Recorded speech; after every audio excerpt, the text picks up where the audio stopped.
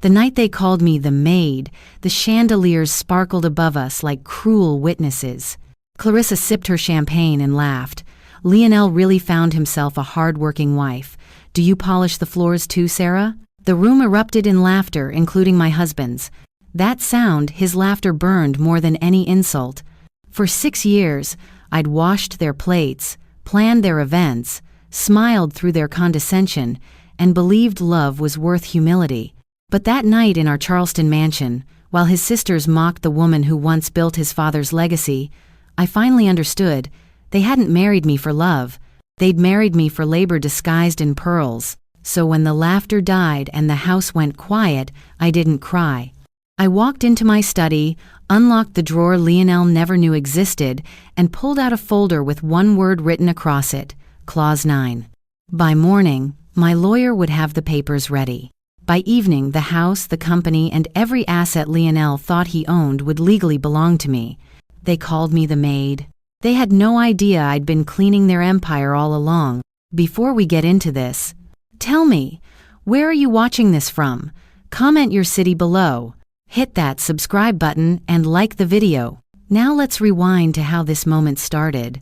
The laughter still echoes in my head. It wasn't the kind of laughter that fills a room with joy. It was sharp, elegant, poisonous, the kind of laughter that stings, even after everyone's gone home. Charleston nights always smelled of magnolias and old money. Our mansion on the hill glowed like a photograph from a magazine. Marble floors, golden chandeliers, crystal glasses clinking in celebration. But that night, beneath all that beauty, something rotten pulsed in the air. Lionel really did marry below his league, Clarissa said, swirling her wine like she owned the world. At least the maid keeps the house spotless. Her sister, Natalie, smirked. She even serves like one. The table erupted. Even Lionel. He laughed. Loudly. Openly. That sound, my husband's laughter, cut straight through me. I turned toward him, hoping it was a mistake, hoping he'd defend me, correct them, say something, anything. But instead, he reached for another glass of wine, eyes glinting with mockery. Don't be cruel, Clarissa, he said lazily. Sarah does a fine job. I couldn't ask for a better maid. The room howled again. My throat tightened, but I smiled anyway, the kind of polite, practiced smile Southern women wear when they're being crushed in public. I could feel every heartbeat pounding behind my ribs, every memory of the woman I used to be, hopeful, hardworking, foolishly in love. When I first met Lionel Wiedemann, I thought he was everything I wasn't: composed, confident, magnetic. He came from generations of money. I came from women who cleaned their houses. My mother had scrubbed floors in this city for 30 years.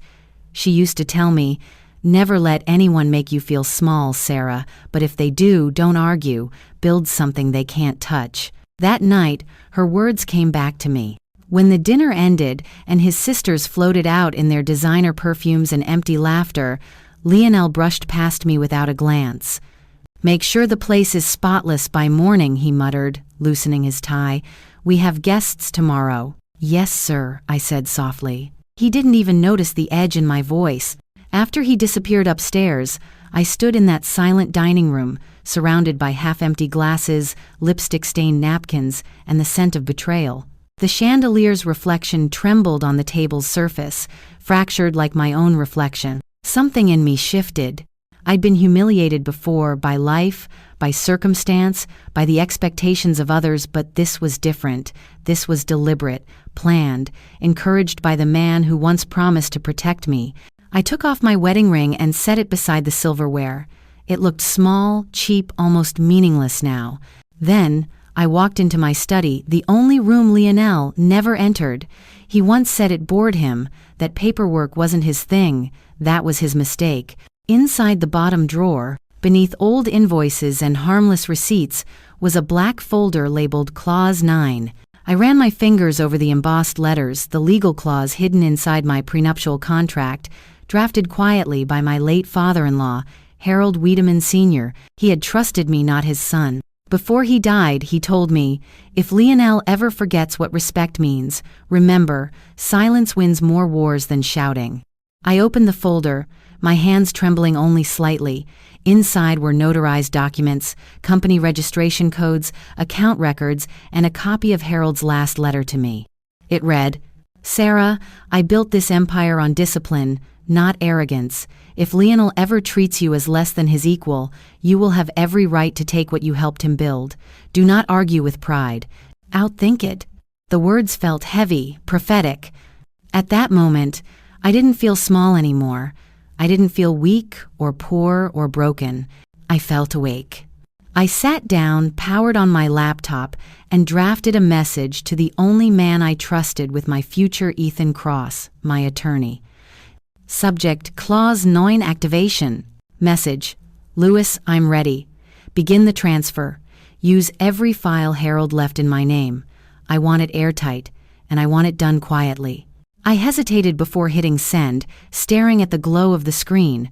Somewhere upstairs, Lionel's laughter replayed in my head, low, smug, echoing in my memory like a challenge. I pressed send. By morning, Lewis would begin the process. By the end of the week, the woman Lionel mocked as the Maid would legally own the mansion he slept in and every company his name depended on. And this time when he laughed, I'd be the one smiling. Sleep never came that night.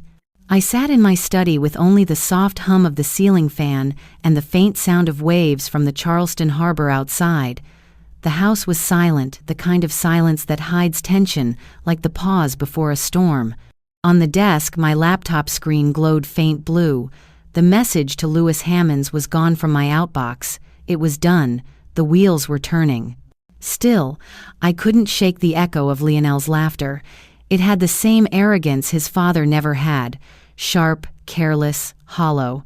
Harold Wiedemann Sr. was the kind of man who built empires from order. Lionel was the kind who tore them down with ego.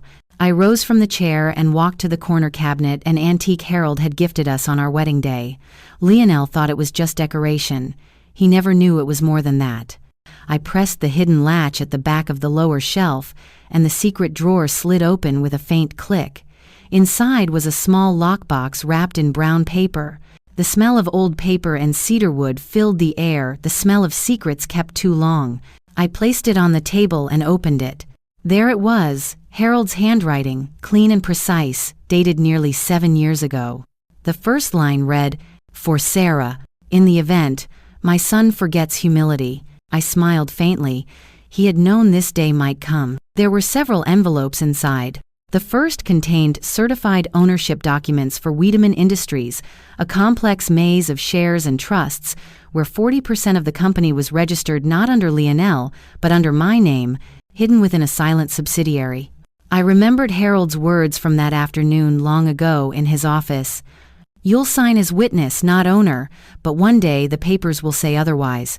At the time, I didn't understand. Now, I did. The second envelope was labeled Prenuptial Addendum Clause 9. I unfolded it slowly, reading each line under the lamplight. In the event of public humiliation, infidelity, or moral misconduct on the part of Lionel Wiedemann, full fiduciary and executive rights of Wiedemann Holdings shall transfer to his spouse, Sarah Anderson Wiedemann, upon confirmation by a legal witness and filing of this clause through executor Ethan Cross. My chest tightened. It wasn't just a will. It was a plan, a safeguard against the arrogance Harold must have feared in his own son. A faint vibration from my phone snapped me back. It was Lewis. "Lewis Hammonds, received your email. Are you alone?" Me, yes. Lewis Hammonds. Then listen carefully. I've waited for this message since Harold's funeral. He called immediately after. His voice was calm, low, deliberate, the voice of a man who never wasted words. "Clause 9 was designed for this exact situation," he said. "Harold predicted Lionel's pride would turn cruel. I've kept these papers sealed for 6 years. "Then it's time," I whispered. "I'll need your signature on 3 authorizations. The trust will activate quietly, no alerts, no notifications. By next week, the controlling shares will appear under your name. He'll have no idea what happened until the day he tries to move something and finds out he can't." I leaned back, my pulse steady. "Good, I want it clean." Lewis paused. "Sarah, are you sure you're ready for the war that comes after?" I looked at the chandelier's reflection again, that fractured light trembling over the marble floor. "Yes," I said simply. "He already started it. I'm just finishing it." After the call ended, I placed the papers back into the drawer and locked it again. For a long moment, I just sat there surrounded by proof of my own power, a power I had never wanted to use. Outside, dawn began to spill pale light through the blinds. Charleston was waking up, the church bells faint, the air thick with the promise of summer rain. I thought about the years I'd spent trying to fit into Lionel's world, the charity galas, the polite smiles, the whispered judgment from women who thought humility was poverty. And all this time, I'd been living in a house built by a man who trusted me more than his own blood. I stood, went to the mirror on the wall, and studied myself, hair messy, eyes tired, but something new in my expression: resolve. The kind of quiet strength my mother used to say only comes when you finally stop explaining yourself. For the first time, I wasn't the wife of Lionel Wiedemann. I wasn't the maid. I was the architect of his reckoning. I turned off the lamp, locked the study door, and walked upstairs past the sleeping man who had no idea that his empire was already slipping through his fingers. And as I crawled into bed beside him, his phone buzzed with a text. He reached for it, mumbled something, and turned over. I smiled in the dark. Because while Lionel dreamed of control, I was already wide awake dismantling it. By morning, the house looked as it always did, spotless, bright, and full of lies. Charleston's sunlight spilled through the tall arched windows, catching on the white marble counters and glinting off the silver coffee spoons. To anyone walking in, it was a picture of peace. But beneath that stillness, something had shifted. I was no longer the woman who bowed her head. I was the woman holding the knife, smiling, steady, and patient. Lionel came down the grand staircase half awake, his tie hanging loose, his usual smirk already forming. "Coffee?" he asked, in that lazy drawl that used to charm me once. I handed him a cup without a word. He didn't even look up. "We'll need the place ready for another dinner tomorrow. Clarissa wants to invite a few friends." "Of course she does." I nodded politely. "I'll handle it." He sipped the coffee and glanced toward the window. "You know, Sarah, you could dress up a bit more. You always look so serious lately." I smiled faintly. "Don't worry, I'm learning to play the part." He didn't catch the meaning. He never did. While Lionel read the business section, I slipped my phone onto silent and opened my email. A message from Lewis had arrived at 5:12 a.m. From Lewis C. Hammonds. "Holding accounts have been reassigned under your trust name. Within 72 hours, you'll have controlling rights over Wiedemann Industries and the real estate assets. I've also placed a freeze on Lionel's discretionary accounts. He won't notice yet. L." I reread it slowly, sipping my tea, feeling the faintest tremor of power run through me. For 6 years, I'd been careful, polite, obedient, the perfect wife. But now, every smile, every soft-spoken word was part of a performance. Across the table, Lionel scrolled through his phone, frowning. "Strange, my corporate account isn't refreshing. Probably a bank glitch." I bit back a smile. "I'm sure it'll fix itself." He grunted. "You wouldn't understand these things anyway." Oh, but I did. I understood everything. After breakfast, he left for his office, muttering something about a board meeting. I watched his car pull away through the window, sleek, black, and as self-satisfied as he was. When the gate closed, the house finally exhaled. I sat on the couch, legs crossed, and allowed myself one deep, silent breath. The act was working. To the world, I was still Mrs. Wiedemann, the devoted wife. But in the files Lewis now controlled, I was something else entirely. Sarah Wiedemann, chief executive and sole trustee of Wiedemann Holdings. At noon, Lewis called. "Good morning, Sarah. Everything's progressing exactly as planned," he said, voice smooth and precise. "Lionel will remain unaware for another 48 hours at least. He'll likely think it's a technical delay. And after that?" "After that," he said, "he'll learn what happens when someone underestimates the woman holding the pen." I smiled to myself. "You sound like Harold." Lewis paused. "He taught me well. He believed in you, Sarah. He told me once, 'My son chases power. My daughter-in-law understands it.'" For a moment, the words made my chest tighten. Harold had been the only Wiedemann who really saw me before the rest decided I wasn't worth the name. "Thank you, Louis," I said quietly. "Keep everything silent until I say otherwise." "Of course. And Sarah?" "Yes?" "Don't doubt yourself now. You've waited long enough." After the call ended, I went upstairs to Lionel's office. The door was slightly ajar. His desk was cluttered with receipts, unopened letters, and half-finished whiskey bottles. I stood there, looking at the chaos, and realized how symbolic it was. He ruled by impulse. I would rule by precision. I noticed a framed photo on his shelf, the two of us on our wedding day. I looked younger there, softer. My smile reached my eyes. His didn't. For a second, I felt something almost like grief. But it passed. Whatever love I'd felt for him had been buried under years of ridicule. Before leaving, I took one last look at his computer screen. The Wiedemann Holdings dashboard blinked with red alerts, pending authorizations, suspended transfers. He'd see it soon enough. By the time he came home that evening, dinner was set, the lights dim, and I was wearing his favorite blue dress, the one he used to say made me look almost rich. He smiled, pleased by what he saw. "You're learning, sweetheart," he said, kissing my cheek. I smiled back. "You have no idea." We ate quietly. He talked about business, politics, and his upcoming golf weekend. I nodded in all the right places, laughed when he expected it, and poured him more wine when his glass ran low. He never noticed that I didn't drink a drop. When he finally rose from the table and went upstairs, I stayed behind, collecting the plates, wiping the counter, and glancing once toward the study. The performance was flawless. To Lionel, I was still his dutiful wife, patient, grateful, obedient. But inside that study, the woman he'd laughed at was dismantling his kingdom one signature at a time. Tomorrow, he'd laugh again, but soon, very soon, he'd choke on it. The city looked deceptively peaceful that morning. Charleston's skyline glimmered in the distance, sunlight bouncing off glass towers and the slow-moving water of the harbor.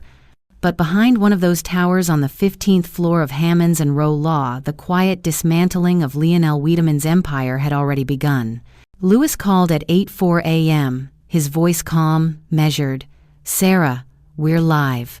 I closed the kitchen window, shutting out the birdsong. "All right, walk me through it." "Your late father-in-law's trust accounts are being activated. I've already filed the beneficiary amendments and initiated the asset migration. By 10 a.m., Wiedemann Holdings control keys will reflect your name." "And Lionel?" "He'll see nothing unusual, not yet. The system will list it as a compliance review. It buys us time." I smiled faintly. "Perfect. Keep it quiet."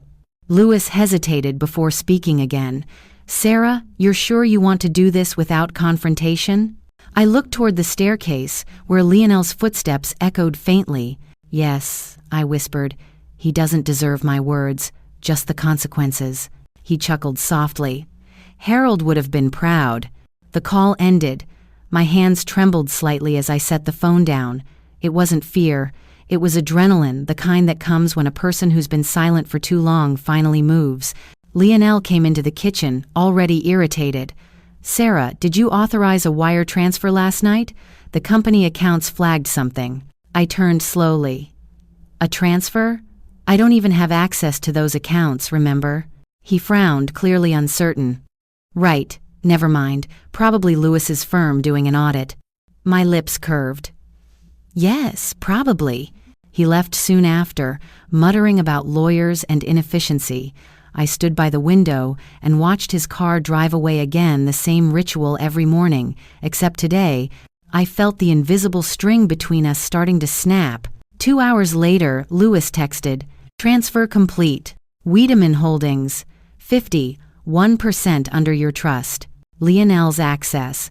Limited to signature only. Next step, real estate reassignment." I typed back, "Not yet. I want him comfortable first. Let him think he's still the king."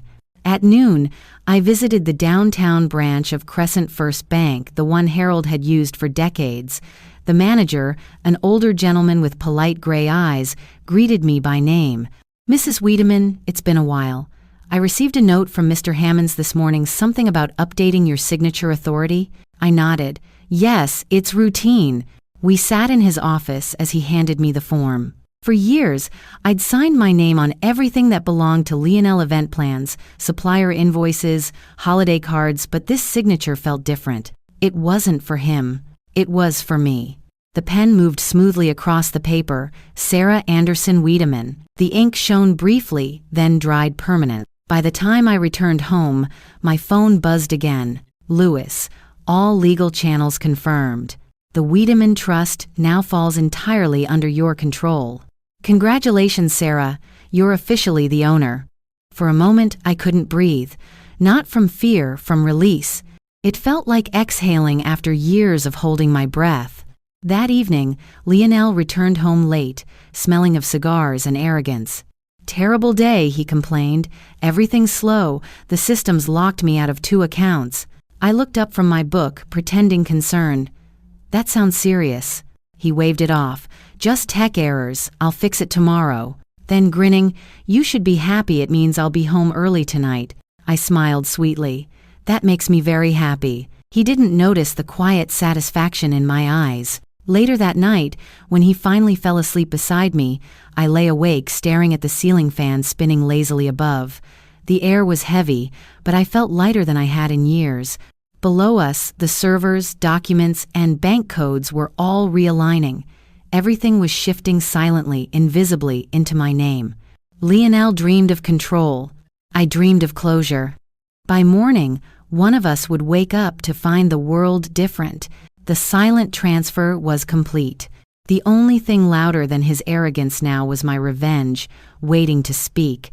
The smell of roasted garlic and butter filled the kitchen that evening, blending with the soft hum of the jazz music Lionel liked to play during dinner parties. He said it set the right tone, calm, sophisticated, pretentious. I had prepared everything myself. Steak, salad, wine chilled to the exact temperature. I wanted the night to feel perfect, so the fall would sting. Lionel's sisters arrived first. Clarissa, wearing a gold dress that caught every light, leaned in with her usual false smile. Sarah, she said, eyes scanning me from head to toe. Still doing the cooking yourself? You know, most women with real class hire staff. I smiled. Oh, I find it empowering to serve. Natalie giggled. That's adorable. Maybe you should give lessons to Lionel's employees. I poured their wine calmly. Maybe I will. Lionel entered late as always in a crisp gray suit and that familiar self-satisfied grin. Ladies, he said, kissing both sisters on the cheek, try to be civil tonight. Sarah's gone all out. Clarissa laughed softly. You make it sound like we bite. Lionel smirked. Sometimes you do. They all laughed again, and I, the so-called maid, smiled and placed the final dish on the table. Dinner began. The clinking of silverware filled the silence between their conversations about business, vacations, and social events I was never invited to. Every now and then, Clarissa would throw a small barb my way. So, Sarah, do you ever get tired of playing house? No, I said gently, slicing into my steak. I've always enjoyed taking care of things that don't belong to me. Lionel chuckled, thinking it was a joke. I looked up at him, and for a second, our eyes met his full of mockery, mine full of warning he didn't recognize yet. Halfway through dinner, Natalie sighed dramatically. Honestly, Leo, you spoil her too much. I'd never let a woman like her near my accounts or my house keys. Lionel raised his glass, smirking. Don't worry, Sarah knows her place. That was the moment. The laughter, the tone, the arrogance. It was the same sound that had broken something in me days ago, but this time, it didn't hurt. This time, it confirmed what I already knew. I smiled sweetly. Actually, Lionel, I said softly, you're right, I do know my place. The table went quiet. Clarissa raised an eyebrow. Well, at least she admits it. I rose slowly, wiped my hands with a napkin, and walked to the sideboard. My heart beat steady, not nervous, just deliberate. I picked up a brown envelope and set it in front of Lionel. What's this? He asked, confused. Something I thought we should all see together. He opened it. His eyes scanned the first page, and for the first time in years, I saw something I'd never seen on his face: panic. The documents were simple: ownership transfer deeds, account summaries, and one official statement signed by Lewis Hammonds himself confirming that Wiedemann Holdings, the mansion, and all joint properties were now under my trust. Clarissa leaned over. "Lionel, what is that?" He didn't answer. He just kept reading, his face draining of color. I sat back down, folded my hands, and smiled. "You look pale, darling. Is something wrong?" He looked up slowly, voice unsteady. "What did you do?" "What I was taught," I said calmly. "I cleaned." Clarissa snatched one of the papers. "This has to be fake." "Oh, it's very real," I said, sipping my wine. "Clause 9, remember? The one your father added to the prenup, the clause that activates if Lionel ever humiliates me in public." I turned to Lionel. "You laughed when they called me the maid. You gave me exactly what I needed." The room fell silent. Clarissa's mouth opened and closed like she was trying to speak but couldn't. Natalie whispered, "This can't be happening." Lionel slammed the table. "You think you can take everything from me?" I tilted my head. "No, Lionel, I already did." For a long, charged moment, no one spoke. The only sound was the faint clinking of the chandelier above us, swaying slightly from the impact of his outburst. Finally I stood. "Dinner's over. My lawyer will contact you all in the morning." Clarissa shot up, furious. "You'll regret this." I smiled faintly. "You've mistaken me for someone who still cares." As I walked out, I heard Lionel mutter behind me, his voice trembling with rage. "You'll pay for this, Sarah." I paused at the doorway, turned slightly, and said softly, "You already did."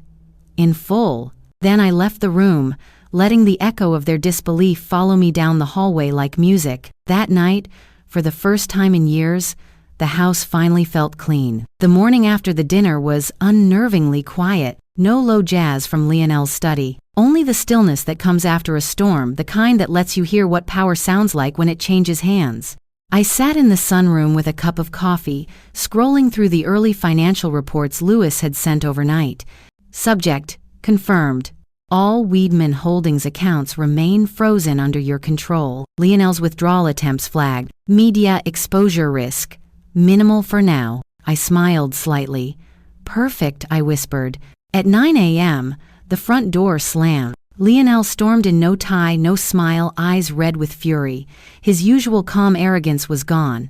This was a man stripped of certainty. "Where the hell is Lewis Hammonds?" he barked. "I called his office. He wouldn't speak to me." I didn't look up. "Probably because you're no longer his client."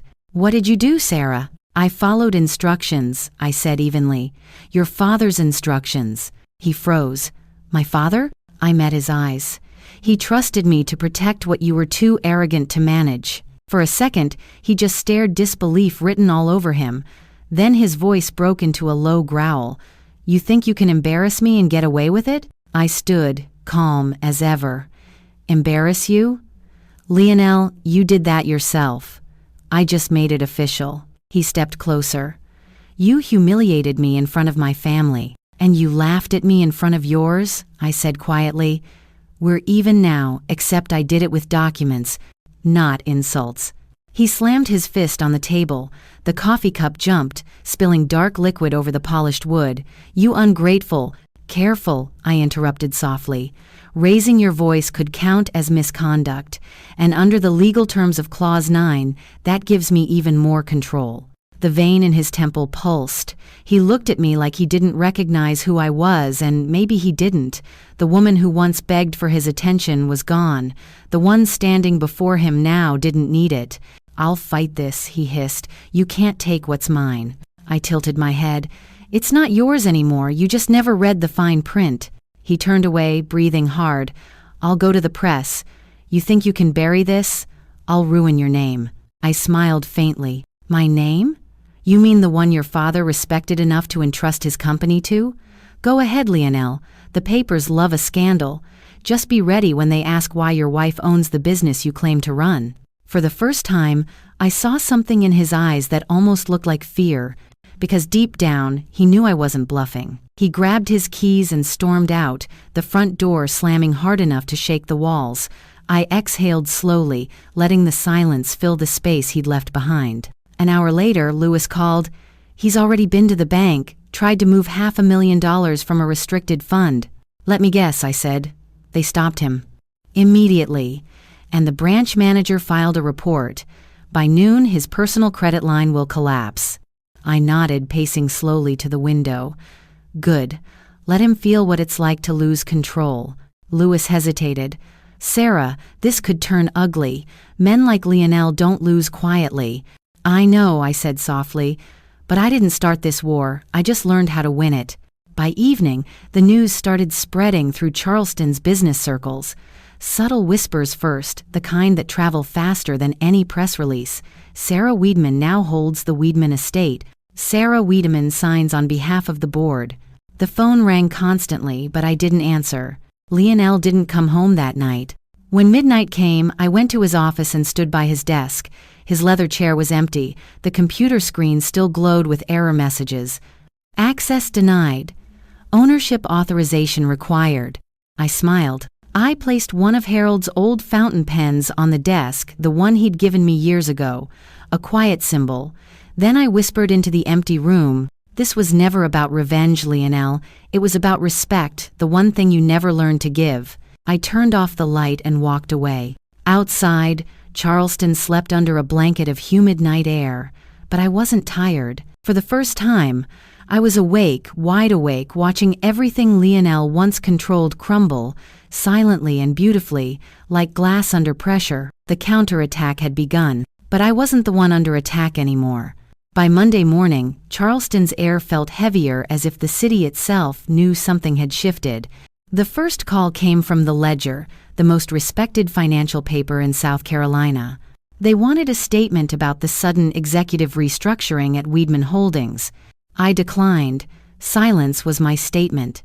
By noon, every social circle that once whispered behind my back now buzzed with curiosity. Did you hear? She's the new owner. I thought she was just... Yes.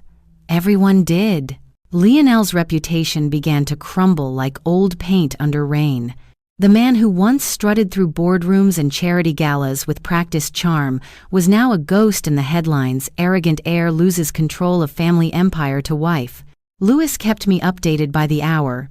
His personal accounts are frozen. Investors are demanding answers. The board has started removing his access from all communication channels. I listened quietly, stirring sugar into my tea.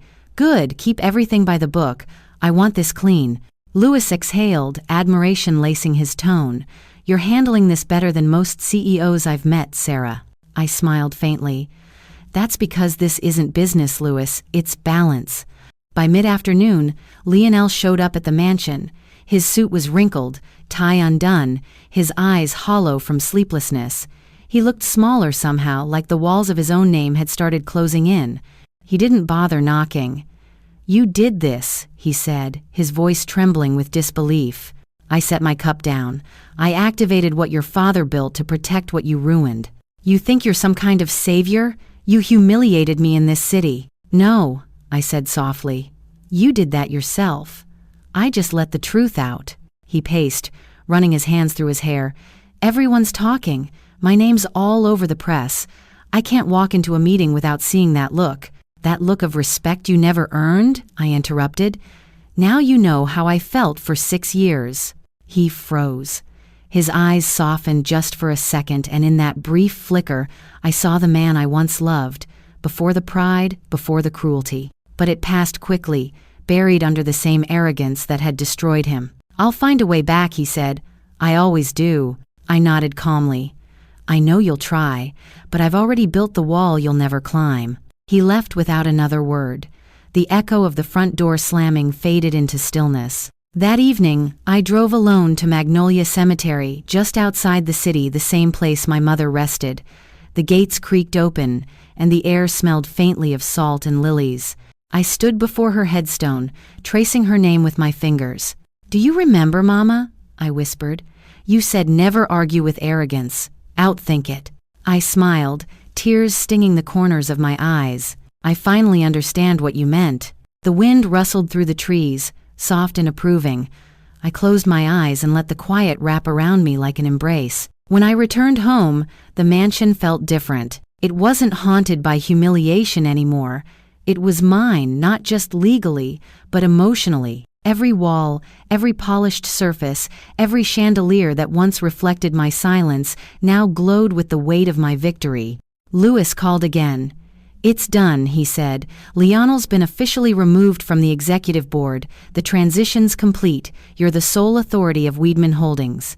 I let out a long breath. "And the sisters? They've resigned. No one wants to be associated with the scandal. They'll likely leave Charleston for a while." "Good," I said quietly. "They could use the distance." There was a pause on the line. "Sarah, what will you do now?" I looked out the window, the sky painted orange over the harbor, the light falling across the manicured gardens. "I'll rebuild," I said, "but this time it won't be for them. It'll be for the women they laughed at." When the call ended, I walked through the house one last time that night, touching the edges of furniture I once polished, walls I once wiped clean after their parties. It struck me how poetic it all was. They'd mocked me for keeping their house spotless. Now it was mine to keep, not as a maid, but as its master. Tomorrow, the headlines would read of Lionel Wiedemann's downfall. But I didn't need headlines. I already had peace. And in a city that worships appearances, peace is the loudest form of power there is. The courtroom smelled of polished wood and old power, the kind of place where reputations were either preserved or destroyed. I sat in the front row, perfectly composed in a tailored navy suit, the color of control. Across from me, Lionel sat with his new legal team, his face pale and drawn. He looked like a man who hadn't slept in days. Maybe he hadn't. The whispers in the gallery buzzed like restless bees. Reporters filled the benches, waiting for another scandalous headline, the fall of Charleston's golden sun. But I wasn't there for revenge anymore. I was there for closure. The judge, a stern woman with silver hair, adjusted her glasses and looked up. Case number 2946, Weidman versus Weidman. The court will now hear the matter of ownership and asset control. Lionel's attorney stood first, his voice sharp. "Your Honor, my client asserts that his wife, Sarah Wiedemann, acted in bad faith, seizing control of Wiedemann Holdings through manipulation and deceit. We request that all assets be returned to their rightful owner." Lewis rose slowly beside me, calm, precise, dangerous in his composure. "Your Honor," he began, "the evidence will show that every action Mrs. Weidman took was legal, authorized, and supported by the terms of both the marital and corporate contracts signed and witnessed by the late Harold Weidman Sr. himself." The judge's gaze shifted toward Lionel. "Is this accurate, Mr. Wiedemann? Did you sign these documents willingly?" Lionel hesitated, his jaw tightening. I trusted my father and my wife. I didn't read the fine print." Lewis smiled faintly. "And yet, Your Honor, the fine print is exactly what defines responsibility." He handed the judge a thick folder stamped, notarized, irrefutable. Clause 9, Lewis continued, explicitly states that in cases of public humiliation, moral misconduct, or infidelity, Mrs. Wiedemann assumes full fiduciary control of the estate. The clause was witnessed by Mr. Wiedemann's own legal counsel at the time. The courtroom stirred. Someone whispered, "He signed his own downfall." Lionel's attorney tried to object, but the judge silenced him with a wave of her hand. "I've read enough. Continue." Lewis nodded. "Additionally, Your Honor, we have photographic and testimonial evidence of Mr. Wiedemann's public behavior, including verbal humiliation of his wife during a recorded dinner, which fulfills the legal conditions for activation of Clause 9. At that, Lionel's head snapped up. "You can't use that against me. That was private." The judge's tone was cold. "When it's done in front of witnesses, Mr. Wiedemann, it becomes public." He sank back in his chair. Lewis approached the bench, his voice softer now, but every word cut with precision. "Mrs. Wiedemann remained silent for years while she was mocked, controlled, and demeaned in her own home. The law and her late father-in-law's foresight ensured that silence would one day speak for her." The courtroom was still. Even the reporters had stopped typing. The judge leaned forward. "I've reviewed every document. The evidence is clear." She removed her glasses, looked at me, then at Lionel. "This court rules in favor of Mrs. Sarah Anderson Wiedemann. All assets, holdings, and properties under Weidman Holdings will remain under her sole control, Mr. Wiedemann's claims are dismissed with prejudice." The gavel struck once sharp and final. The sound echoed through the room like thunder. Lionel didn't move. His eyes were glassy, distant, a man watching his empire dissolve in real time. I rose slowly, smoothing my jacket. As I walked past him, he muttered, almost to himself, "You ruined my life." I stopped, turned slightly, and said softly, "No, Lionel, you ruined your own life the night you laughed." Louis followed me out, holding the court documents like trophies neither of us needed to gloat over. Outside, the Charleston sun burned bright, too bright for a day so heavy. The cameras flashed, reporters shouted questions, but I didn't answer. I simply smiled. Because this was never about the media or revenge. It was about truth. Louis leaned close as we stepped onto the courthouse steps. "It's over, Sarah. Completely over." I shook my head gently. "No, Louis, it's just beginning." He frowned slightly. "What do you mean?" I looked up at the skyline, the same one Lionel once bragged he'd own. "I'm not here to destroy what he built. I'm here to rebuild what he broke into something better." He smiled.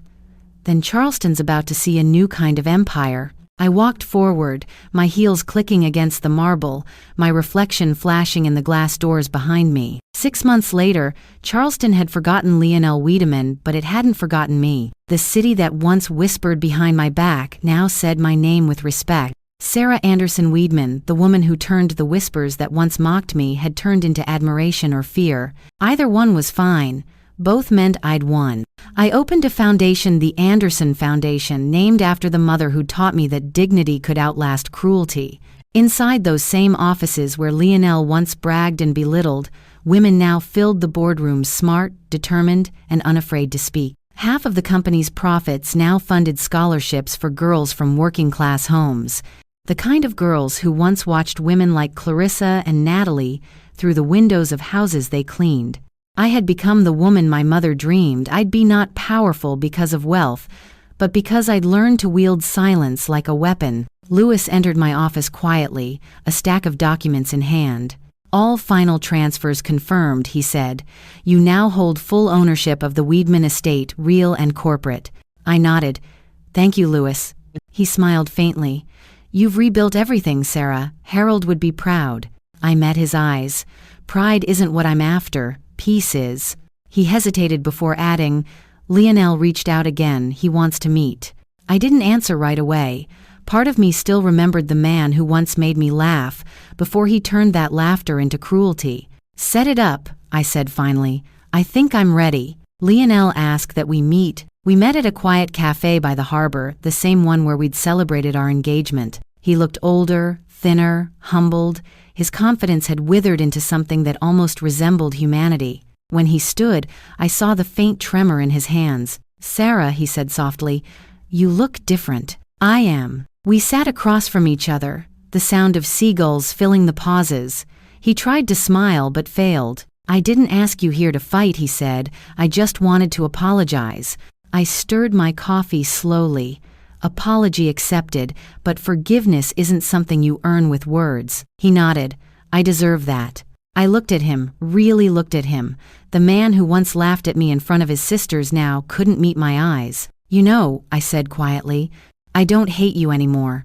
His brow lifted. "You don't?" "No, hate means you still care, and I don't." He swallowed hard. "You won, Sarah." I shook my head. "No, I learned. That's far more dangerous." When I left the cafe, I didn't look back. The wind from the harbor carried the smell of salt and change. The sun was setting, warm and golden, the kind of light that feels like forgiveness, even when none is given.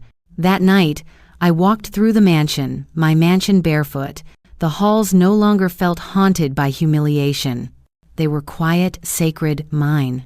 In the grand hall, I stopped before the mirror that once mocked me with its reflection, the tired woman who smiled through her own erasure. Now it showed someone else entirely. Poised, calm, untouchable. A woman who had built an empire out of mockery. I whispered into the still air. "They called me the Maid. They were right. Pause. Because I cleaned up everything they left behind." The chandelier above me shimmered, scattering light across the marble floor like fallen stars. And for the first time in years, I laughed quietly, genuinely. Not in victory, not in cruelty. In freedom. Because true power isn't about taking revenge. It's about walking away untouchable, unbothered, and absolutely whole. And listen, if you've stayed with me through Sarah's journey, so go ahead, tap subscribe. Click the next video on your screen for another story the world tried to bury, and another woman who refused to stay silent.